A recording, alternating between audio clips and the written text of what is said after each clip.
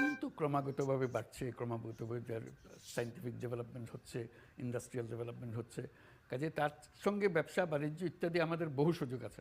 যেসব জিনিস তার আর দরকার নেই সেগুলো আমরা নিয়ে নিতে পারি। রিনিউয়েবল এনার্জি একটা জিনিস, চীনের পররাষ্ট্রমন্ত্রীকে আপনি অনুরোধ করেছেন আমি সেটা। তাকে অনুরোধ করেছি যে সেও সম্মতি দিয়েছে। যে সমস্ত জিনিস তার আর লাগছে না, তার বাজার সংকুচিত হয়ে গেছে, আমেরিকানরা তার জিনিস কিনবে না, স্যাংশন দিয়ে দিয়েছে। ঠিক আছে, আমরা ওদের বললাম যে তোমাদের ইন্ডাস্ট্রিগুলো এখানে রিলোকেট করো, এখানে দাও, আমরা উৎপাদন করে সারা দুনিয়াতে বিক্রি করি। সোলার এনার্জির সুযোগ তো ক্রমাগত বাড়বে, কমবে না কিছু। এইবারে যে জাতিসংঘে গেলাম, সবার কাছে বলছি যে আমরা রিনিউয়েবল এনার্জিতে নাম্বার 1 হতে চাই।